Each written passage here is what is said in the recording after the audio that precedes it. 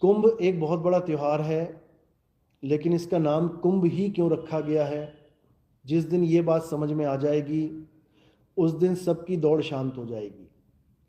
कुंभ का मतलब होता है घड़ा। घड़ा किससे बनता है? मिट्टी से बनता है।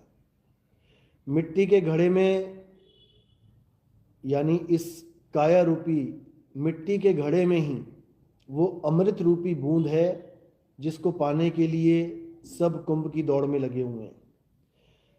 देवताओं को भी इसी कुंभ रूपी, जैसे कलश बोल देते हैं, दिखाया गया कि देवताओं को जो अमृत मिला वो कलश में से मिला। और मिला कैसे? समुद्र मंथन से मिला।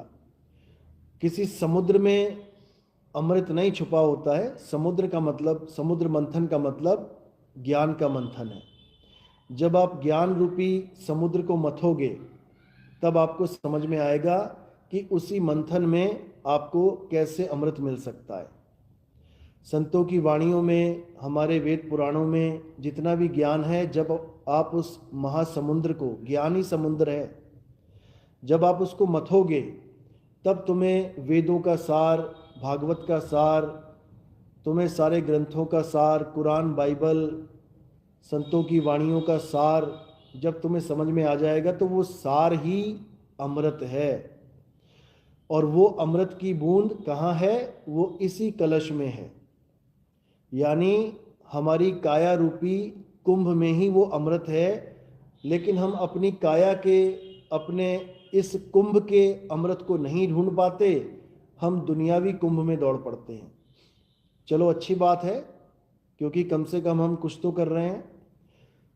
किसी भी मंदिर मस्जिद जाना, गुरुद्वारे जाना कोई बुरी बात तो होती नहीं है, अच्छी बात है, क्योंकि वो भी हमारी प्राथमिक पाठशाला है। जैसे बच्चे ABCD पढ़ते हैं, A for Apple, B for bat पढ़ते हैं, C फॉर कैट पढ़ते हैं, और उनका एप्पल, बैट, कैट उनकी किताब में ही होता है। उन्होंने कभी जीवन में एप्पल का पेड़ ना देखा, लेकिन फिर भी वो किताब में उस एप्पल का पेड़ देख लेते हैं। यहाँ तक कि कई ऐसे लोग हैं जिन्होंने आज तक सेब का पेड़ देखा ही नहीं होगा, क्योंकि सेब यहाँ वहाँ मिलता ही नहीं है। सेब का पेड़ कहाँ मिलता है? ये ऊंचे ऊंचे पहाड़ों पे जहाँ खूब बर्फ पड़ती है वहाँ पे होता है। सेब तो सबने खा लिए, लेकिन सेब का पेड़ बहुत कम लोग देख पाते हैं पूरे जीवन में। इसका मतलब ये नहीं कि सेब का पेड़ नहीं होता, होता है, लेकिन उसका एक स्थान अलग है। इसी प्रकार बच्चे A for Apple, B for bat पढ़ते हैं, तो उनका एप्पल, बैट, कैट सब किताब तक ही सीमित होता है। वो शेर भी पढ़ते हैं, वो जेब्रा भी पढ़ते हैं, जिराफ भी पढ़ते हैं, लेकिन ऐसे कई लोग होंगे जिन्होंने पढ़ा